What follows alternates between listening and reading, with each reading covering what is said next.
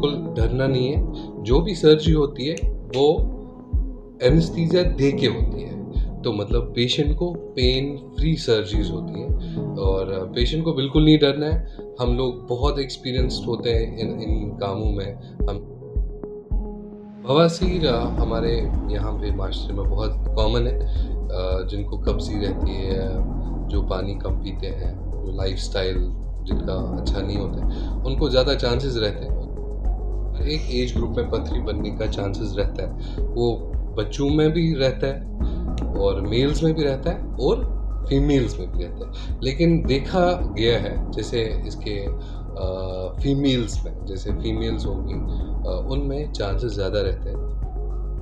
मैं Lord Rama hospital में हूँ, Lord Rama super speciality hospital Kaithal में। तो मैं यहाँ कंसल्टेंट हूँ। जिसको भी शेड्यूल कंसल्टेशन करना है वो feel free to come here and visit.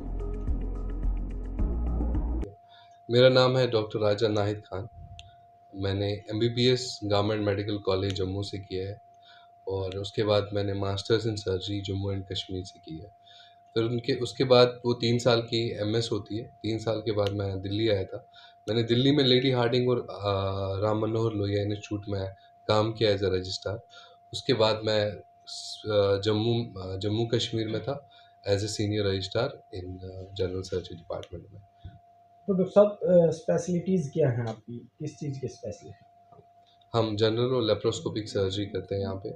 हमारा स्पेशलिटी जो हमारा एरिया ऑफ एक्सपर्टीज़ है वो है पित्त की थैली की सर्जरी हम करते हैं, हम हर्निया की सर्जरी करते हैं, हम अपेंडिक्स की सर्जरी करते हैं, हम हेमरॉइड्स, फिशर्स, फिस्चुला और किसी को कभी गांठ कोई हो, कोई सूजन हो स्क्रोटम में, हम उसकी सर्जरी करते हैं।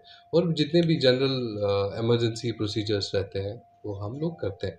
अब आम सर्जरी और लेप्रोस्कोपी में क्या फ़र्क है?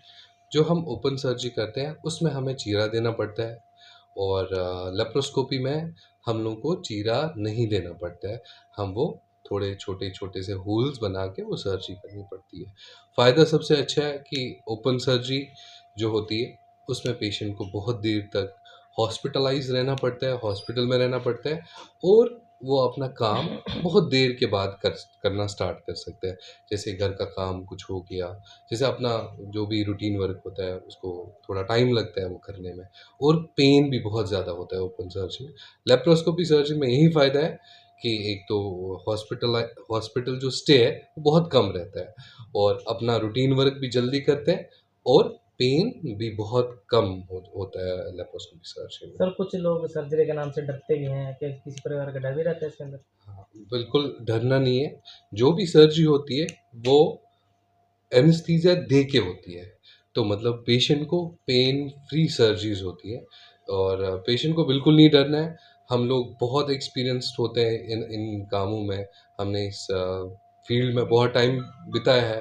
तो वी आर एक्सपीरियंस्ड पीपल। तो हमारे पास आना है, जिसको भी सर्जरी रिलेटेड कोई भी प्रॉब्लम हो, डरना बिल्कुल नहीं है, हॉस्पिटल आना है। सर जिस तरह से पथरी की मैं बात करूँ तो पथरी आखिर बनती क्यों है?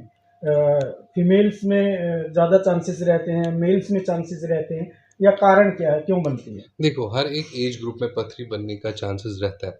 वो बच्चों में भी रहता है और मेल्स में भी रहता है और फीमेल्स में भी रहता है। लेकिन देखा गया है जैसे इसके फीमेल्स में, जैसे फीमेल्स होंगी उनमें चांसेस ज़्यादा रहते हैं और एज ग्रुप भी अगर 40 के बाद ज़्यादा होते हैं।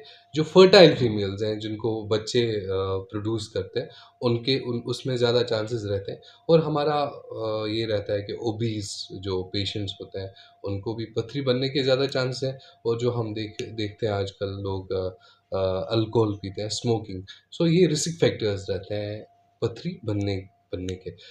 ऐसे पथरी हर एक एज ग्रुप में मेल्स को भी हो सकती है और फीमेल्स को भी, लेकिन फीमेल्स में थोड़ी ज़्यादा होती है। बिना सर्जरी के भी निकल सकती है सर? जो पित्त की थैली की पथरी है वो बिना सर्जरी के नहीं निकाल सकते, उसमें सर्जरी आपको करनी है।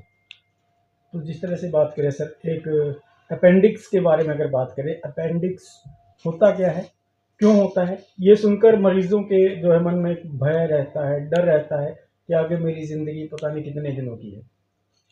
नहीं, अपेंडिक्स जो है वो नॉर्मली एक ऑर्गन हमारे बॉडी में होता है, ठीक है, कभी किसी पेशेंट को उस ऑर्गन में सूजन हो जाती है जिसको हम बोलते हैं अपेंडिसाइट्स।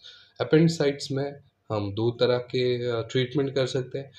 कभी हम दवाइयों से भी वो ट्रीट कर सकते हैं, लेकिन वो डिपेंड करता है पेशेंट की कंडीशन क्या है, उसके जो हम खून की जाँच और अल्ट्रासाउंड का रिपोर्ट, उस बेसिस पे हम कंज़र्वेटिव मैनेजमेंट जिसको हम बोलते हैं दवाई दे के उसका मैनेज कर सकते हैं, लेकिन मोस्टली हम लोग सर्जरी करते हैं। अपेंडिक्स सर्जरी लैब में भी होती है, लैप्रोस्कोपिक सर्जरी होती है और वो ओपन सर्जरी भी होती है, ठीक है? बिल्कुल इसमें घबराना नहीं है, आपको अपने डॉक्टर के पास जाना है, वो आपको टाइमली ट्रीटमेंट करके बंदा बिल्कुल ठीक हो जाएगा और अपना सारा काम कर सकता है सर्जरी के बाद भी।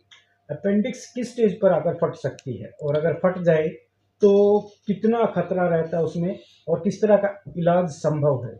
ठीक है। अपेंडिक्स जो है अगर अपेंड जो जो जो मैं अभी आपको बता रहा था कि अपेंडिक्स की सूजन अपेंडिसाइट जिसको हम कहते हैं, अगर वो सीवियर होगा, पेशेंट को बुखार आ रहा है, पेशेंट की कंडीशन बहुत ख़राब है, पेट पे हाथ नहीं लगाने दे रहा है, उसके लेबॉरेटरी जो रिज़ल्ट्स हैं, जैसे हम बहुत सीबीसी, वीबीसी करते हैं, तो उनमें काउंट्स बहुत ज़्यादा हैं, तो हमें दिमाग में यही रहता है कि ये अपेंडिक्स के फटने के चांसेस बहुत बहुत है। और अपेंडिक्स एक बार फट गया तो उसके बाद आपको अर्जेंटली बंदे को हॉस्पिटल में जाना और अपनी सर्जरी करानी है। और ये कॉम्प्लेक्स सर्जरी है एज़ कम्पेयर टू अगर नॉर्मल अपेंडिसाइट्स है, लेस सीवियर अपेंडिसाइट्स है और परफोरेटेड अपेंडिसाइट्स है, ये थोड़ी कॉम्प्लेक्स सर्जरी है। सो मैं हर एक को यही कहना चाहता हूँ कि आपको जब भी ये दिक्कत हो, आप जल्दी से हॉस्पिटल जाके अपना एडमिशन कराएँ। बवासीर आमतौर पर ज़्यादातर है कि ज़्यादा जो है आजकल सामने आ रही है, कईयों को बवासीर हो जाती है। उसका किस तरह का इलाज अपने यहाँ है और क्या उसके लिए ऑपरेशन ही होता है या दवाइयों से भी ठीक रहती हो जाती है?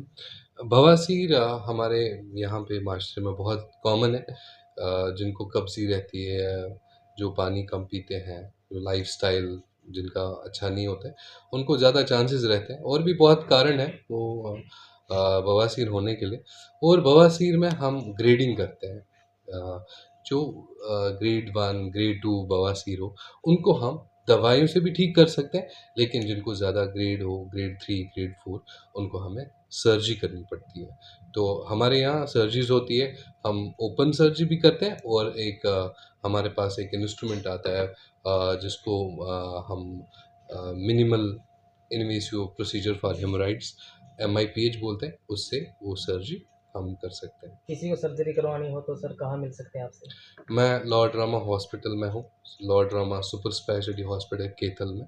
तो मैं यहाँ कंसल्टेंट हूँ, जिसको भी शेड्यूल कंसल्टेशन करना है वो feel free to come here and visit me.